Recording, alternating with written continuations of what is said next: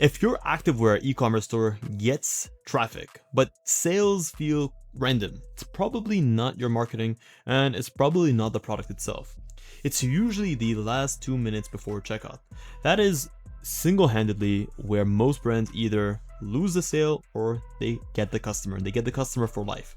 So it's in this tiny moment that the customer really feels ready to pay, but because something feels off, something doesn't quite click, they end up deciding to go against the purchase.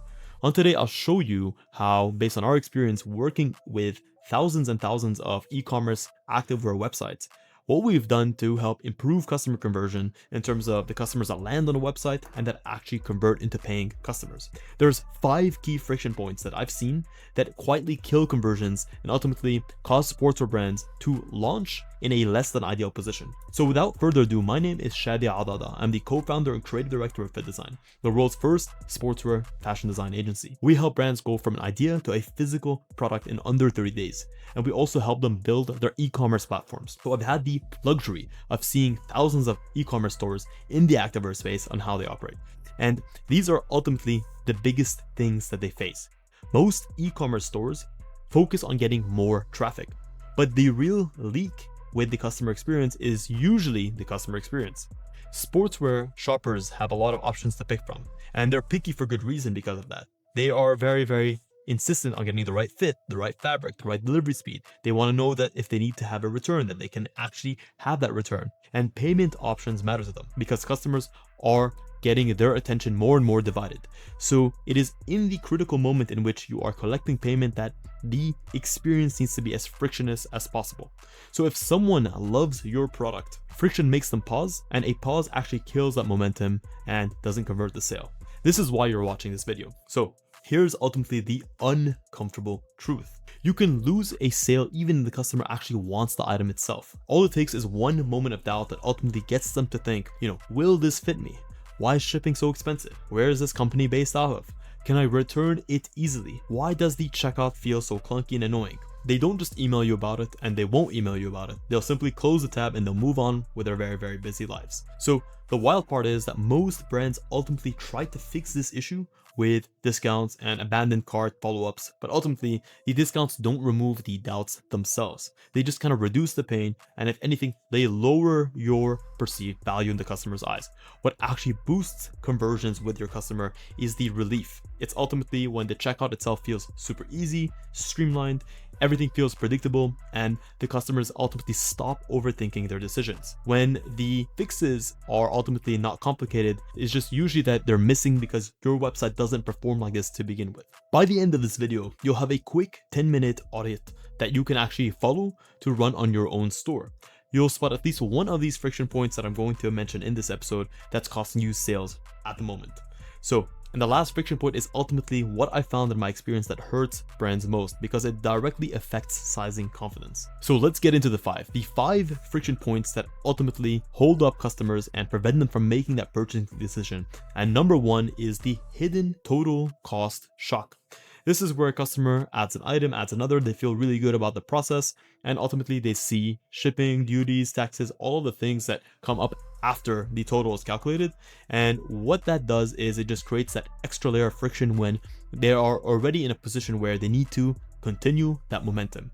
The easiest way to fix this is to show the delivery cost expectations before the checkout. So you can kind of show the fact that the shipping is calculated at checkout on the top menu bar, and also showcase how much it is. Just having the fact that shipping and taxes are calculated at the checkout alone is not enough. You need to have an estimate of how much it's going to be, or potentially offer free expedited shipping over a specific spend amount, or even free standard shipping over a specific spend amount.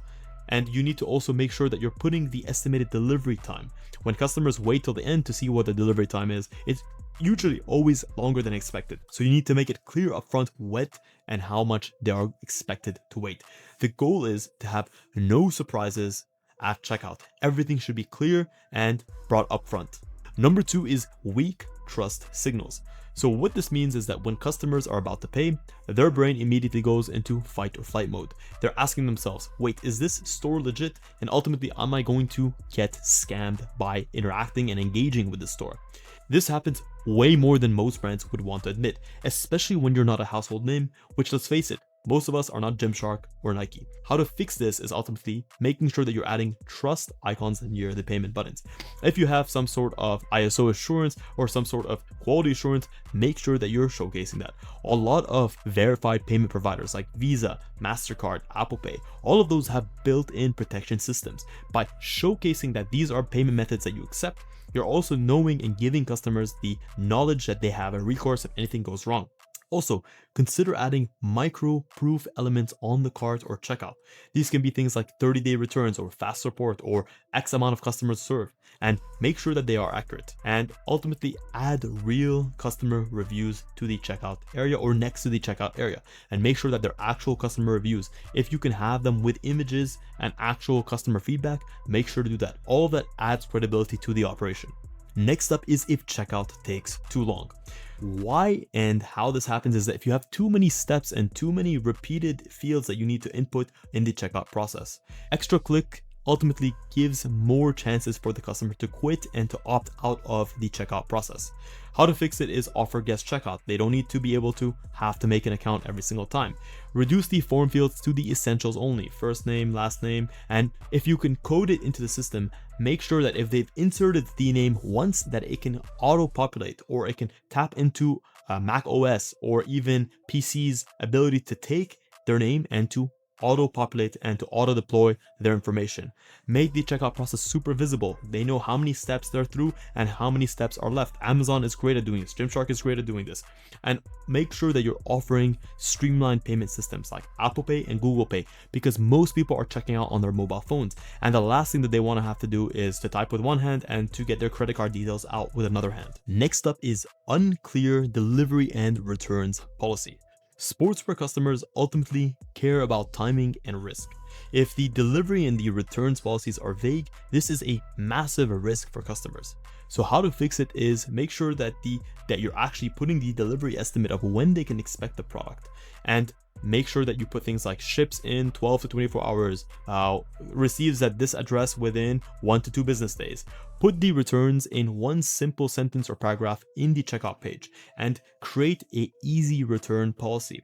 A bonus for also adding a return shipping label in the shipment, which is what a lot of companies are doing. You can even try your try now, buy later sort of methods that allow customers to purchase multiple products and only pay for them when they don't return the item. Shopify has a ton of built-in plugins that allow you to do this. And last but not least is what I mentioned in the beginning of the episode, is number 5, which is having sizing doubts right before payment.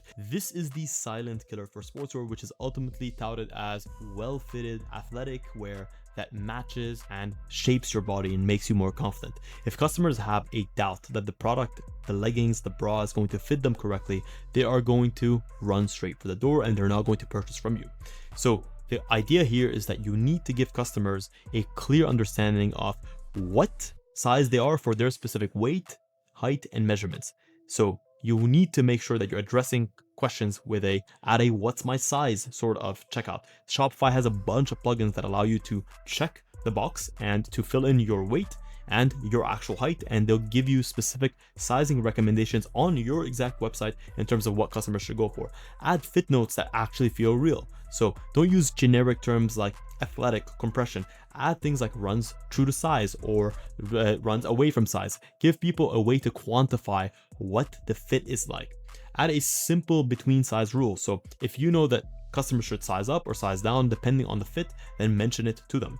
Add a model reference for the actual model that's used in the imagery. Give them the height and the weight so that customers can sort of put themselves in the model's shoes and understand. And if possible, have maybe 2 or 3 different shaped size models photographed in the actual product photos so that customers can extrapolate their specific body type and shape to that model that's used. And lastly, remember the audit that I mentioned in the beginning of the episode. The easiest way to do it is go to your store right now and add a product to cart. Go to the checkout and ask yourself, did anything surprise me about that experience? Did anything feel unclear about what popped up? And ultimately, did anything make me pause and second guess my decision to move forward? Then pause. This is exactly what your customer experience feels like.